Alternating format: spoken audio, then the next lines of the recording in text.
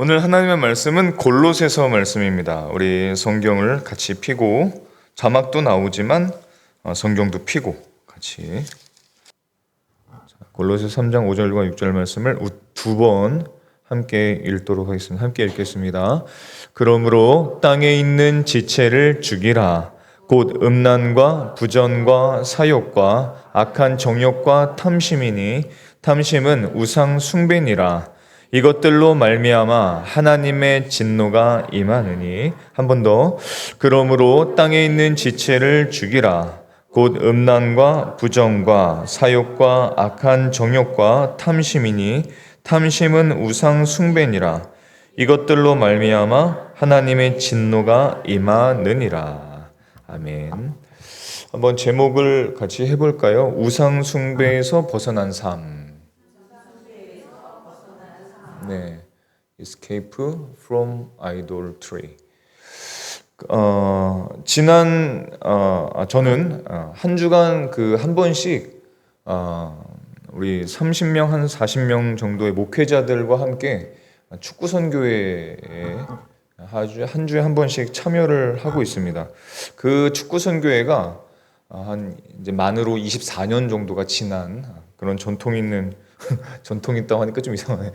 전통 있는 축구 선교회인데 이 목사님들이 축구에 정말 진심입니다. 정말 진심이에요. 축구를 정말 사랑하는 모임이에요. 그래서 좋아하는 축구를 통해서 선교를 하고 있습니다.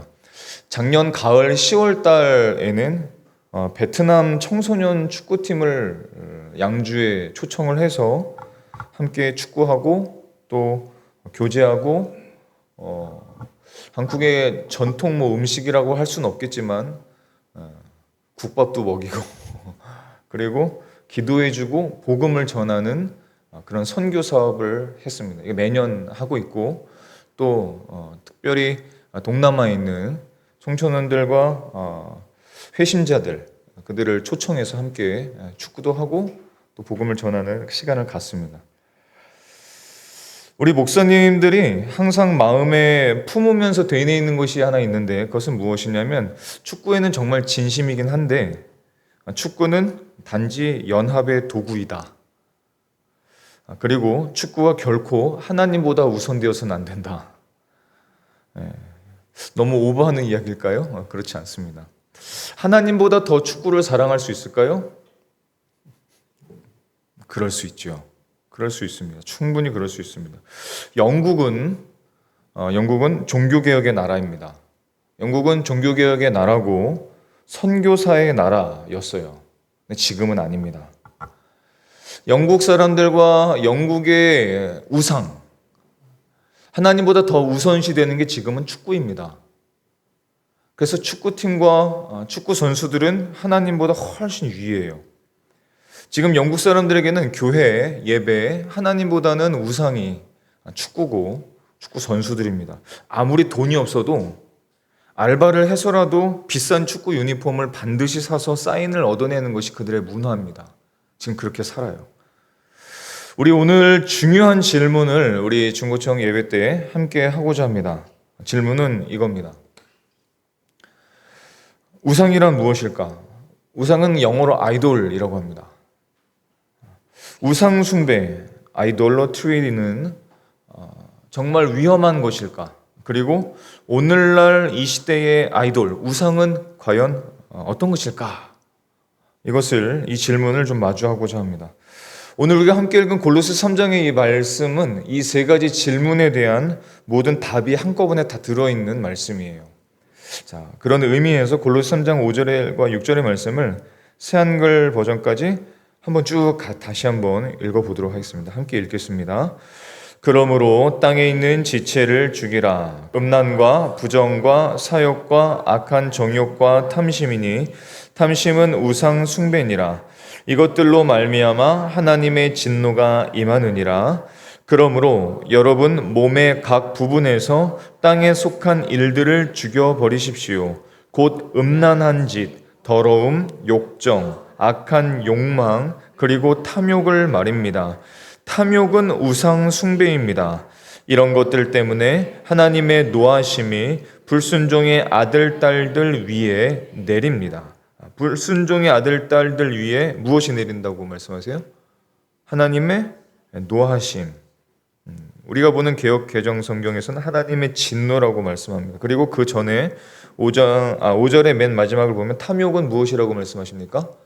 우상 숭배라고 말씀합니다. 골로새서 3장 말씀은 그리스도인으로서 우리가 벗어버려야 될 것들에 대해서 말씀을 하세요. 골로새 3장에 말씀드립니다. 근데 이 벗어버려야 될 것들 중에 가장 핵심이 뭐냐면 우상숭배, 탐심입니다. 모든 버려야 될 것들의 중심을 잘 살펴보면 무엇이 들어있냐면 탐심이 들어있다는 얘기예요. 첫 번째 질문이죠. 우상은 왜 위험한가? 우상은 왜 위험할까? 우리가 우상을 섬기는 것이 정말로 위험한 일일까? 이것에 대한 질문에 답을 내린다면 오늘 6절의 말씀 맨 마지막에 보면 답이 나타나 있습니다. 우상 숭배는 왜 위험한 일이냐면 하나님의 진노가 임하기 때문에 그렇습니다. 우상 숭배는 하나님의 진노가 임하는 거예요. 하나님의 진노보다 더 무서운 것은 없습니다. 아무리 무서운 일들도 이 세상의 이 우주의 창조자이시고 주관자이신 그분의 진노보다 더 무서운 건 없어요. 근데 그 하나님의 진노를 일으키는 것의 중심에 뭐가 있냐면 우상 숭배가 있다는 뜻이에요. 하나님의 분노가, 하나님의 진노가 우상 숭배로 인해서 다가오고 있다. 임하느니라 라고 말씀합니다. 자, 그러면 우상은 뭘까요? 자, 예레미야서 10장 14절의 말씀을 보면서 우상이 뭔지를 한번 잘 살펴보도록 하겠습니다. 자, 읽어보겠습니다. 시작. 사람마다 어리석고 무식하도다. 은장이마다 자기의 조각한 신상으로 말미암아 수치를 당하나니 이는 그가 부어 만든 우상은 거짓 것이요 그 속에 생기가 없습니다. 다시 한번 보세요. 사람마다 어리석고 무식하도다. 은장이마다 자기의 조각한 신상으로, 은장이라는 것은 은으로 만드는 세공하는 세공업자죠. 자기의 조각한 신상으로 말미암아 수치를 당하는데 그가 부어 만든 우상, 그 우상은 뭐라고 말씀하냐면 거짓 것이요. 두 번째는 그 속에 무엇이 없다? 생기가 없다. 생기가 없다는 것은 생명이 없다는 뜻입니다. 아주 멋있게 은으로 우상을 딱 만들어서 세웠는데 그 안에는 생기가 없다는 겁니다. 생명이 없다는, 그게 우상이라고 말씀하세요. 자, 하박국 2장 18절과 19절에도 이렇게 말씀하는데요. 같이 한번 우리 큰 소리로 한번 읽어보겠습니다. 시작. 새긴 우상은 그 새겨 만든 자에게 무엇이 유익하겠느냐? 부어 만든 우상은 거짓 스승이라. 만든 자가 이 말하지 못하는 우상을 의지하니 무엇이 유익하겠느냐? 나무에게 깨라 하며 말하지 못하는 돌에게 일어나라 하는 자에게 화 있을진저 그것이 교훈을 베풀겠느냐? 보라, 이는 금과 은으로 입힌 것인즉 그 속에는 생기가 도무지 없느니라. 우상은 유익하지 않다. 무엇이 유익하겠느냐? 유익하지 않다. 우상은 거짓 스승이다. 스승처럼 보이지만 가짜다. 거짓이다. 우상을 의지하는 것은 아무런 유익이 없다. 나무를 가지고 우상을 딱 만들어 놓고 깨라 한다고 해서 깨는 것도 아니고, 말하지 못한 돌로 우상을 만들어 놓고 일어나라. 무슨 유익이 있느냐? 아무런 유익이 없다. 화가 있다. 그것이 그 우상이 과연 교훈을 베풀겠느냐? 그 속에는 도무지 생기가 없다. 우상은 생기가 없는 겁니다. 자, 시편 115편 4절과 8절까지 말씀도 한 번 더 읽어보겠습니다. 자, 시작. 그들의 우상들은 은과 금 없어요. 네. 자, 시편 115편 4절로부터 8절 말씀 한번 찾아보겠습니다. 네. 찾으라는 뜻이죠. 자, 시편 115편. 자, 오늘따라 갑자기 목사님이 성경을 또 주기도 했어요, 그렇죠? 자, 시편 115편 4절로부터 8절까지. 시편 115편 4절부터 8절까지 찾으셨습니까? 네, 한번 읽어보겠습니다. 같이 시작. 그들의 우상들은 은과 금이요 사람이 손으로 만든 것이라. 입이 있어도 말하지 못하며 눈이 있어도 보지 못하며 귀가 있어도 듣지 못하며 코가 있어도 냄새 맡지 못하며 손이 있어도 만지지 못하며 발이 있어도 걷지 못하고 목구멍이 있어도 작은 소리조차 내지 못하느니라. 우상들을 만드는 자들과 그것을 의지하는 자들이 다 그와 같으리로다. 맨 마지막 8절에 우상들을 만드는 자들과 그것을 의지하는 자들이 다 그와 같으리로다. 무슨 말씀이냐면 생기가 없다. 우상을 만들어 놓고 우상에게 절을 하든 우상에게 뭘 바치든 우상을 의지하든 아무런 생기가 없는, 아무런 생명이 없는, 유익함이 없는 것이 우상이다. 그것이 우상이란 뜻입니다. 아이돌, 그게 우상이라는 거예요. 우상은 사람들이 만든 것이고 또 생기가 없고 생명이 없고 유익하지 않고 아무런 힘이 없고 그것을 의지하면 똑같이 된다, 이렇게 말씀하세요. 그래서 하나님은 우상을 싫어하십니다. 그래서 하나님은 우리가 우상을 따라가는 삶을 아주 싫어하세요. 너무너무 싫어하십니다. 그래서 이렇게까지 경고를 하시는데 출애굽기 20장 말씀을 보면 하나님의 경고와 하나님의 마음이 잘 담겨져 있어요. 출애굽기 20장 말씀 한번 볼까요? 네. 자, 시작. 너를 위하여 새긴 우상을 만들지 말고 또 위로 하늘에 있는 것이나 아래로 땅에 있는 것이나 땅 아래 물속에 있는 것에 어떤 형상도 만들지 말며 그것들에게 절하지 말며 그것들을 섬기지 말라. 나 내 하나님 여호와는 질투하는 하나님인즉 나를 미워하는 자의 죄를 갚되 아버지로부터 아들에게로 3, 4대까지 이르게 하거니와. 그것을 만들지도 말고 절하지도 말고 섬기지도 말아라. 나는 어떤 하나님이라? 질투하는 하나님이라고 말씀하세요. 질투하는 하나님. 질투하는 하나님인즉 나를 미워하는 자의 죄를 갚되 아버지로부터 아들에게 3, 4대까지 그런 죄가 이르게 한다. 얼마나 질투를 하시면 이렇게까지 하시는가? 얼마나 우상을 싫어하시면 이렇게까지 말씀하시는가? 질투하시는 하나님이래요. 여러분, 질투해 본 적 있으신지요? 감사합니다. 한 명이라도 말씀해 주셔야 돼요. 질투해 본 적 있으시죠? 하나님의 질투는 우리의 질투와는 다릅니다. 우리들의 질투는 우리가 하나님의 마음을 너무 모르니까 이렇게 표현을 하시는 거예요. 하나님의 마음을 우리로서는 도대체 알 수가 없어서 하나님은 안 보이시는 영이시기 때문에 우리가 보이는 걸 보는 거 아니라 믿지 않는 하나님을 믿는 것이기 때문에 보이지 않는 하나님을 믿는 것이기 때문에 보이지 않는 하나님의 마음을 우리에게 알려주시기 위해서 우리가 이해할 만한 단어를 쓰신 겁니다. 그게 질투하시는 하나님이에요. 그런데 하나님의 질투는 우리의 질투와는 완전히 다르죠. 우리의 질투는 남을 혹은 나를 죽이는 질투. 그게 인간의 질투입니다.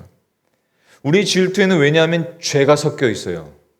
누군가를 질투할 때 죄가 섞여 있습니다. 그렇죠. 그리고 우리 안에 그 질투는 욕심이 섞여 있고 어리석은 마음이 섞여 있어요. 그것이 인간의 질투입니다. 근데 하나님의 질투는 무엇이냐면 그런 게 아니에요. 하나님의 질투는 선하신 목적, 그리고 선하신 질투이고 정의로운 질투이고 공의로운 질투이고 또 사람을 살리는 질투입니다. 하나님의 질투는 우리를 보호하시고 진정 사랑하시는 질투. 왜냐? 하나님께서 우리를 너무 아끼시기 때문에 이렇게 말씀을 하는 겁니다. 우리가 우상에게 마음을 빼앗기지 않도록 하시기 위해서 이렇게 말씀을 하신 거예요. 왜냐하면 우리가 우상 숭배를 하면서 우리의 마음과 우리의 삶을 그 우상에게 드리기 때문에 그렇습니다. 그 우상에게 우리의 삶과 시간을 드려버려요. 생명이 없다 했고 생기가 없다고 말씀하시고 아무런 유익이 없다고 하신 그 우상에게 사람들이 절하고 시간을 드리고 아무것도 나에게 주는 것이 없는데도 불구하고 내가 마치 기쁜 것처럼 내가 마치 좋은 것처럼 착각하면서 살기 때문에 하나님께서 이렇게까지 말씀하십니다. 우상 숭배하면 우리의 삶을 낭비하기 때문에 그런 우상 숭배하는 것을 만들지도 말고 절하지도 말고 섬기지도 말라라고 말씀하시고 우상 숭배를 적극적으로 이렇게 막으시는 거예요. 하나님께 마음을 향해야 할 우리들이 다른 곳에 마음을 향하고 있기 때문에 그 우상들에게. 그래서 하나님께서 이렇게 말씀하시는 겁니다. 시편 96편 5절의 말씀을 보면 이렇게 말씀하시죠. 만국의 모든 신들은 우상들이지만 여호와께서는 하늘을 지으셨음이니라. 자, 그렇다면 여러분, 예레미야서든 다른 성경에서는 우상을 그렇게 만든 것으로 말씀하셨어요. 그렇다면 여러분, 지금 이 시대의 우상은 뭘까요? 오늘날 이 세대의 우상은 과연 뭘까요? 물론 오늘날도 이것저것 다 만들기도 합니다. 여전히 만들어 놓고 절하죠. 만들어 놓고 빕니다. 만들어 놓고 거기다가 거기다가 갑자기 말이 나와버렸네. 돈을 꽂고 막 절하기도 하고 빌지요. 다 우상들입니다. 자, 그렇지만 그런 것과 더불어서 지금 이 시대의 우상은 오늘 말씀에 정확하게 나와 있습니다. 오늘날의 우상은 뭘까요? 바로 이겁니다. 탐심입니다. 땅에 있는 지체를 죽이라. 음란과 부정과 사욕과 악한 정욕과 탐심은 우상 숭배니라. 그것들로 말미암아 하나님의 진노가 임한다. 오늘날의 우상 숭배는 그래서 만들어진 것보다는 탐심할 때 심이 무슨 심자예요? 마음 심자입니다. 오늘날의 우상은 어디서부터 나오냐면 만들어진 것에서부터 나오는 것이 아니라 여기서부터 나오는 겁니다. 마음에서부터 흘러나오는 것이 우상 숭배예요. 우상 숭배는 그래서 항상 마음에서부터 시작되게 되어 있습니다. 그리고 이 마음의 활동이, 마음의 탐심이 결국은 어떤 보여지는 것으로 나타나는 것이죠. 이런 것입니다. 가지가 있어요. 한 나무 가지가 있는데 나무 가지 끝에 이제 열매가 맺어졌다. 그러면 이 열매는 어디서부터 시작되었냐면 가지에서부터 시작되는 겁니다. 그러니까 마음에서부터 시작된 것이 보여지는 것으로 나타난다는 거예요. 이것이 우상 숭배입니다. 즉 결국 이런 것들입니다. 하나님보다 더 소중히 여기는 것들, 하나님보다 더 desire, 갈망하는 것들, 마음으로부터 갈망하는 것들, 하나님보다 더 원하는 것들, 더 enjoy, 더 즐기는 것들, satisfied, 더 만족하고 싶은 것들, 그것들이 다 아이돌, 우상이라는 겁니다. 하나님보다 덜 사랑받아야 될 존재들, 하나님보다 덜 사랑해야 되는 것들을 하나님보다 더 사랑한 거예요. 그것이 우상입니다. 오직 하나님을 위해서만 사랑해야 할 것을 하나님보다 더 사랑하는 것이, 더 갈망하는 것이, 더 원하는 것이 그 사람이 섬기고 있는 우상이라는 겁니다. 여러분들은 어떤 우상을 섬기고 계신지요? 우상 숭배를 하게 되면은 어떻게 되냐면 덜 사랑받아야 될 것들, 그런 것들을 너무 많이 사랑한 나머지 그것이 결과로 다 나타나게 되어 있습니다. 시간을 허비한다든지, 삶을 낭비한다든지, 에너지를 허튼 데 막 쓴다든지, 정작 써야 할 에너지, 정작 써야 할 하나님이 주신 이 두뇌와 마음을, 이 육체를, 아름다운 하나님의 형상대로 만들어진 이 마음과 이 형상들을 다른 곳에 다 써버리는 거예요. 지금 한국의 이 시대의 수많은 사람들이 그 우상 숭배 안에서 일어나지를 못하고 있습니다. 그렇게 살아가고 있는 거예요. 다. 그 우상이 모든 문화 속에 다 숨겨져 있습니다.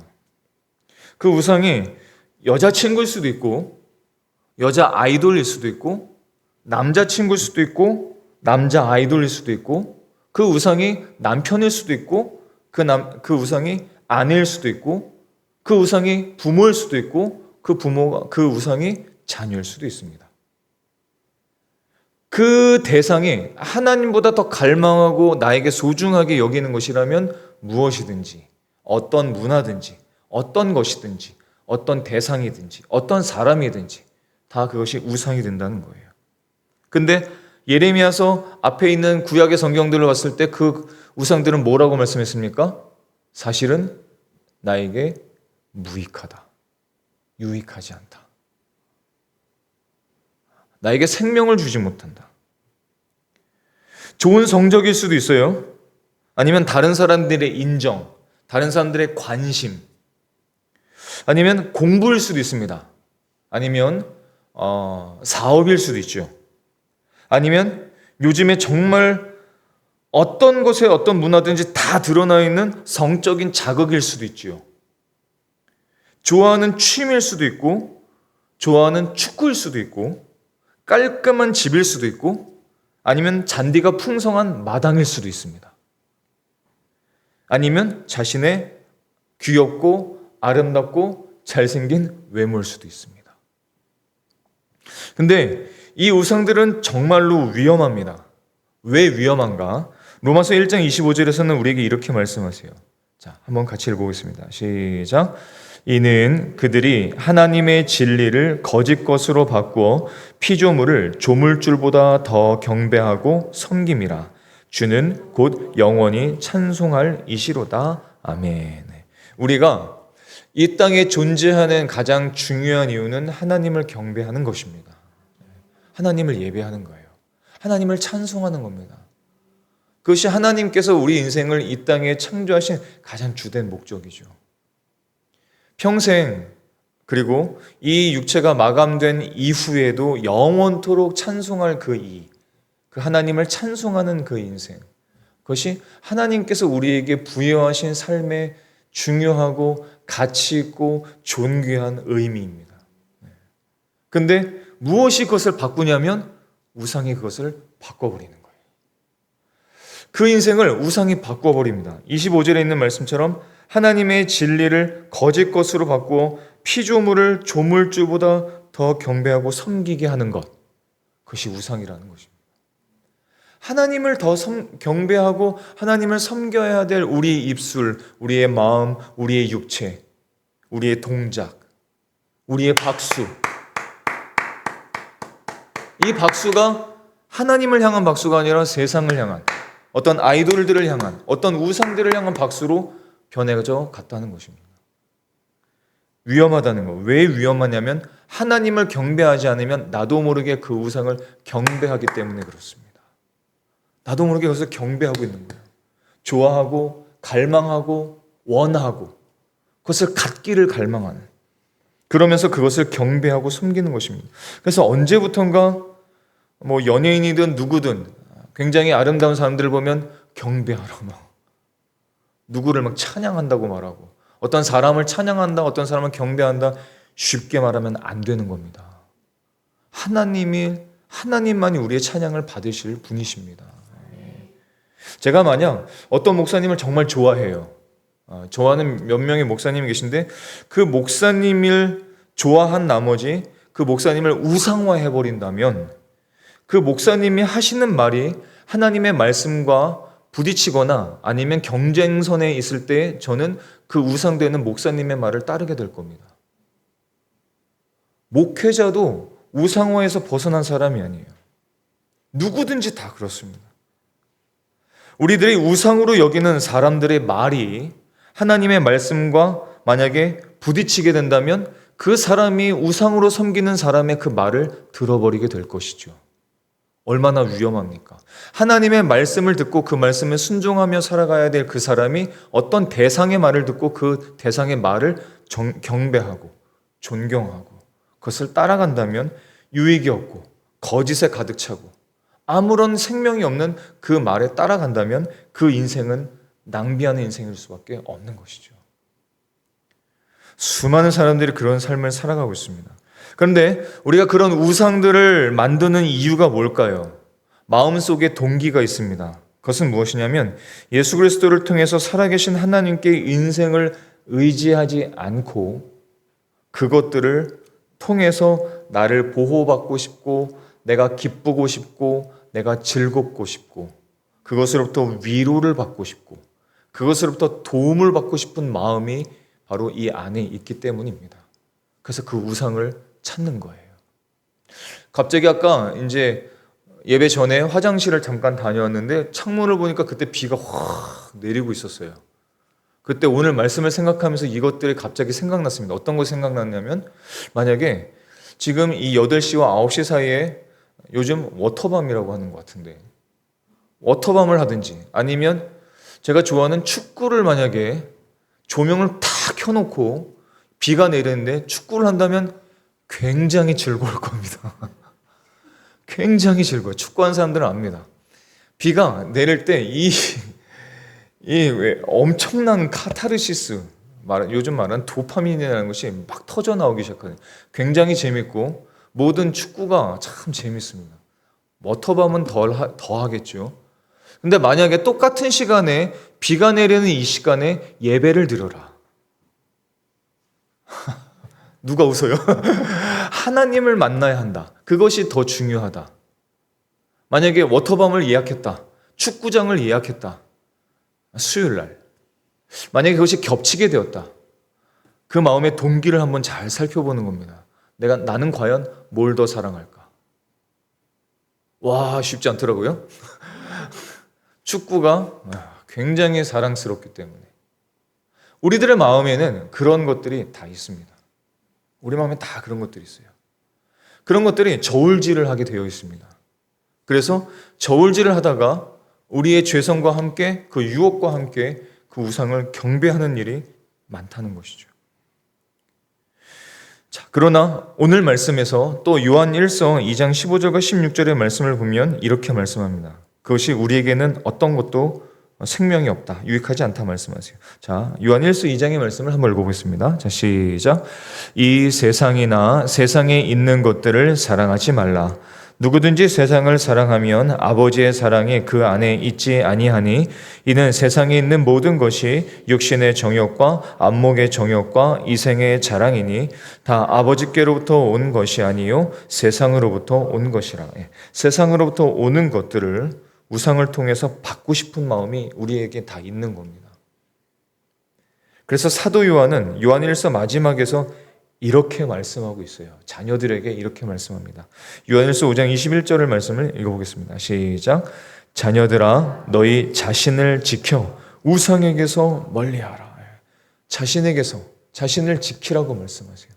우상은 유익하지 않고 너의 인생에 있어서 너에게 생명을 줄 수 있는 것이 아니야. 그 우상이 지금 보기에 아름다워 보일지 몰라. 그것을 통해서 나에게 어떤 위로가 있을지도 몰라. 감정적으로 혹은 기분적으로 그런 뉘앙스를 줄 수도 있을지도 몰라. 그러나 실제로 그 우상은 너에게 유익하지 않아. 너에게 생명을 줄 수 없고 너에게 생기를 불어넣어 줄 수 없어. 너의 인생에 전혀 유익하지 않으니 멀리하라. 멀리하라라고 말씀하세요. 이것은 이미 구약에서 솔로몬이 전도서를 통해서 청년들을 향해서 권고한 내용이기도 합니다. 솔로몬이 자신이 나이가 들어서 지난 날들을 돌아보면서 이렇게 깨닫고 그의 믿음의 후손들에게 이렇게 권면하고 있죠. 전도서 12장 1절 2절의 말씀을 보면 너는 청년의 때에 너의 창조주를 기억하라. 곧 곤고한 날이 이르기 전에 나는 아무 낙도 없다고 할 해들이, 그런 날들이 가깝기 전에, 해와 빛과 달과 별들이 어두워지기 전에, 비 뒤에 구름이 다시 일어나기 전에 그렇게 하라. 하나님을 기억하라. 우상을 멀리하라. 우리 안에 있는 우상을 멀리하라 이렇게 말씀합니다. 그렇다면 마지막으로 어떻게 우리는 이 우상 숭배를 피할 수 있을까요? 이 우상 숭배가 가득한 이 세상에서 우리는 어떻게 우상 숭배를 피할 수 있을까요? 저는 예수님의 예를 오늘 마지막으로 들고 싶습니다. 예수님이 사단의 유혹을 받으셨습니다. 그렇죠. 마태복음 4장을 보면 성령이 이끌려서 예수님께서 시험을 받으셨을 때 사단이 예수님을 시험했습니다. 그때 보면은 예수님께서 갖고 계신 그 영광이 예수님의 우상이 될 수도 있었습니다. 마태복음 4장에 사단이 예수님을 시험했을 때 이렇게 시험을 해요. 네가 하나님의 아들이거든 이 돌들로 떡덩이가 되게 하라.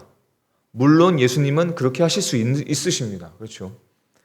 자, 그리고 사단이 또 유혹을 합니다. 성전 꼭대기에 세워놓고 네 사자들, 천사들을 명해서 너를 받들도록 하라.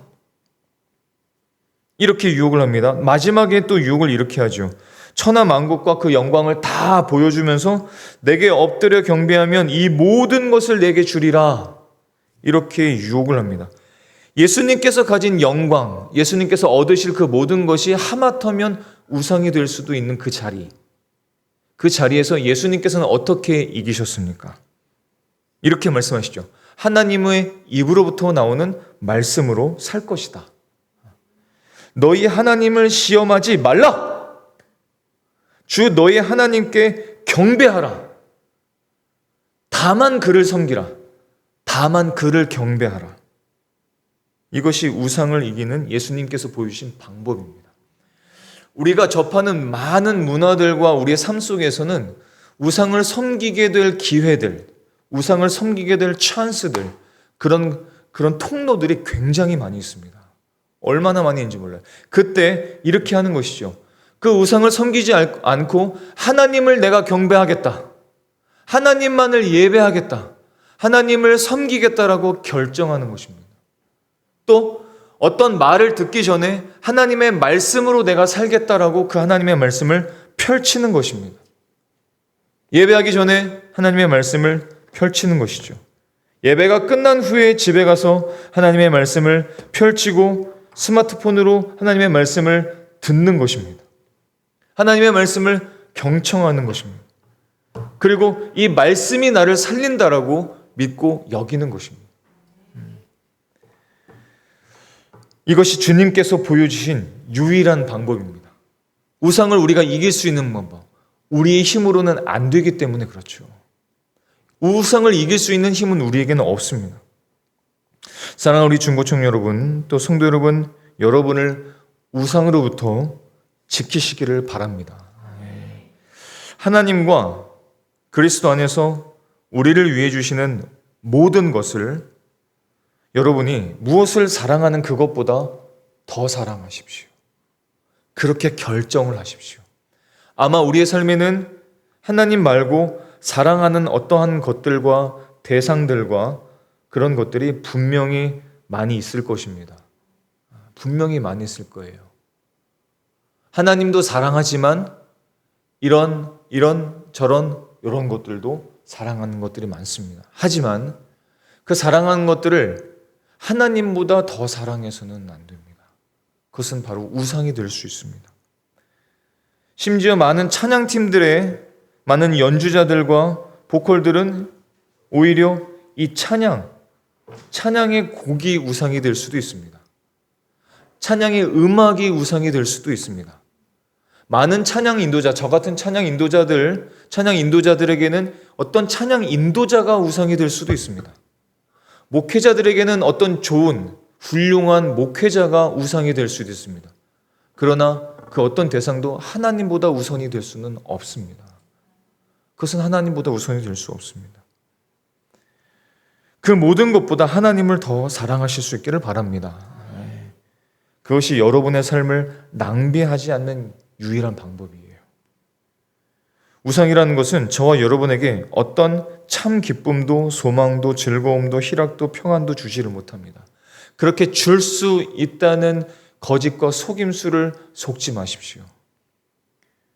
예수 그리스도 안에, 하나님의 말씀 안에 우리들이 그토록 바라는 참된 기쁨과 평안이 있습니다.